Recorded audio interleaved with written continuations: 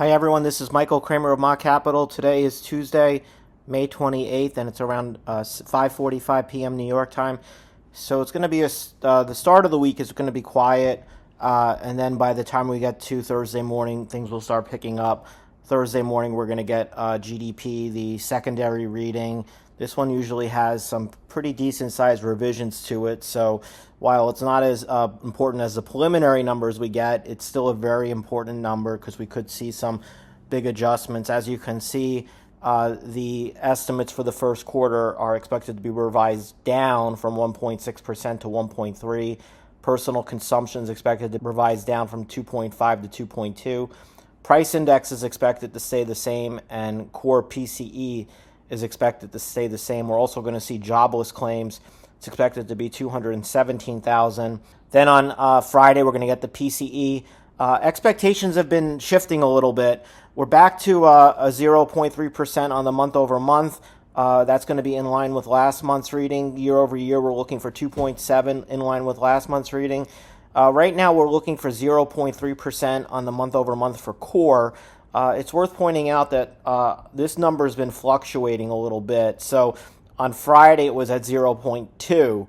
And so it's just been going. I would pay attention to where this number is as we get closer to the date, because this number, like I said, has been changing. The year over year is expected to be 2.8% in line with last month's reading.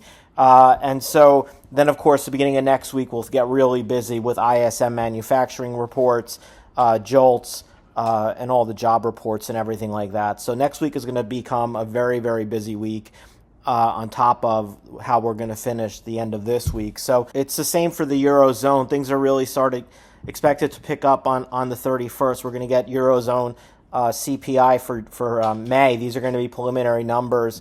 We're looking at 2.5% year over year, up from 2.4. Month over month, we're looking for 0.2, down from 0.6. CPI core, we're looking for 2.7, in line with last month's. And so if we just, again, start with the euro, being that, again, inflation data is going to be important here. The euro was moving down at the end of last week, and then it caught a bid on Friday and on Monday. Then today, you can see it tried to continue to rally but stalled.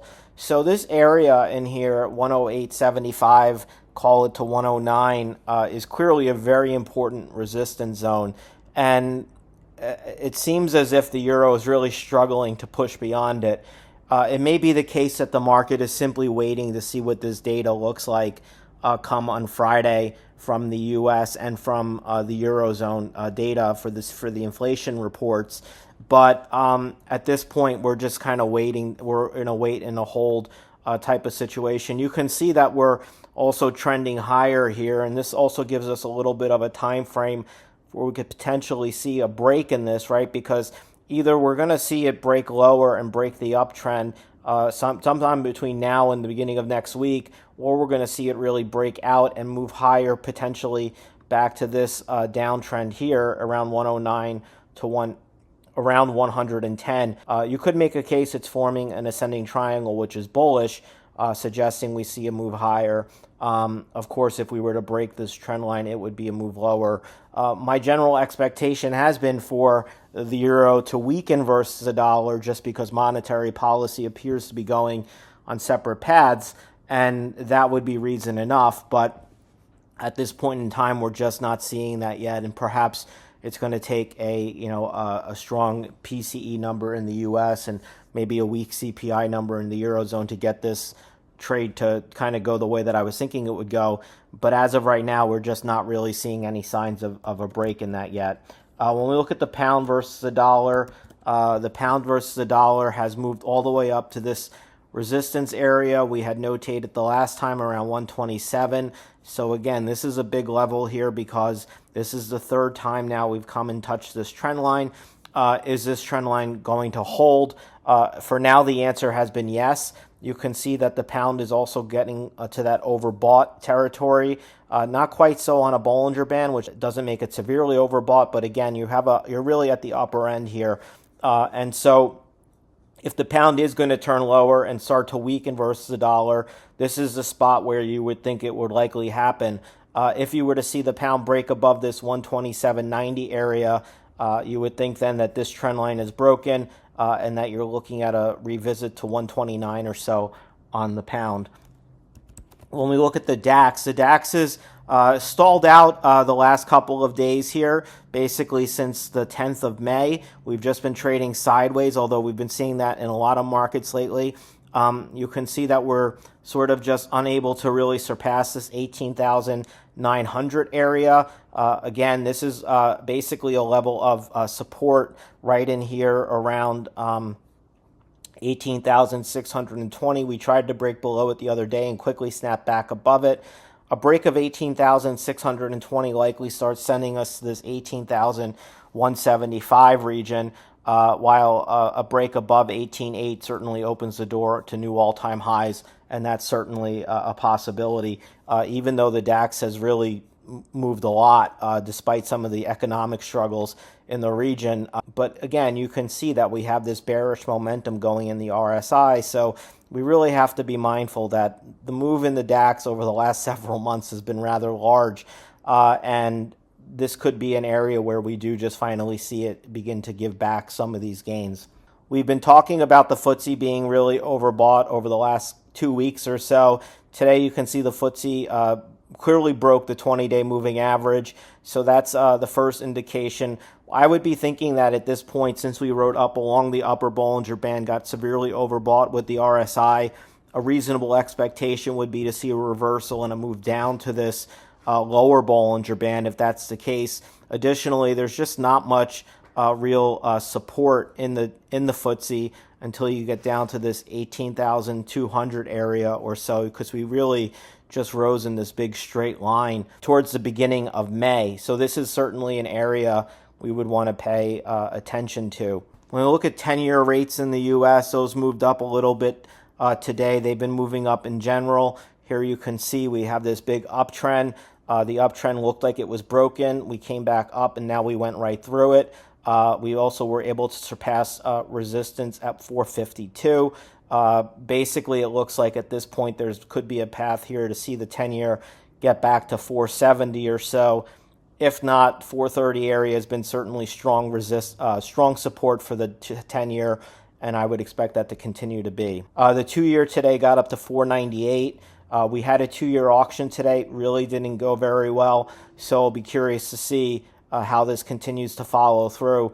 But this 5% area obviously has been a very important level of resistance. But, again, what we've sort of seen is that every time we've gotten down to the 50-day moving average and tested it, we tended to move on to a new high.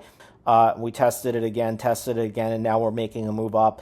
It does suggest maybe we see a move back above the 505 area on the 2-year, and there's going to be plenty of data coming in the next couple of days to potentially support such a move. On the NASDAQ, it's a little deceiving. Today we had this 30 basis point rally, and you can see really in the final 10 minutes of the day, they moved the NASDAQ up 34 basis points. It was a pretty weak day overall otherwise. And so what we're really seeing here is some consolidation, with a lot of the gains being driven by NVIDIA, which was up another 7-ish% today. So this is really what we're sort of seeing driving these markets, at least here in the U.S. So again, if NVIDIA is trading higher tomorrow, that keeps the chances for the market and the NASDAQ, for example, to move higher. But realize that NVIDIA is really driving things at this point, because we're starting to see some big divergences between equity indices. And so on the NASDAQ, at least, you're going to want to keep an eye on this level here at 18,907. Certainly, we are getting into overbought territory, nearing an RSI of 70. We're not quite overbought on a Bollinger Band. 19,200 or so would be resistance based on that. So at this point, the NASDAQ had this big move higher, then we reversed hard on the day NVIDIA reported results. We haven't really quite gotten back to that level yet, so that 18,900 region on the NASDAQ 100 is going to serve as resistance for now.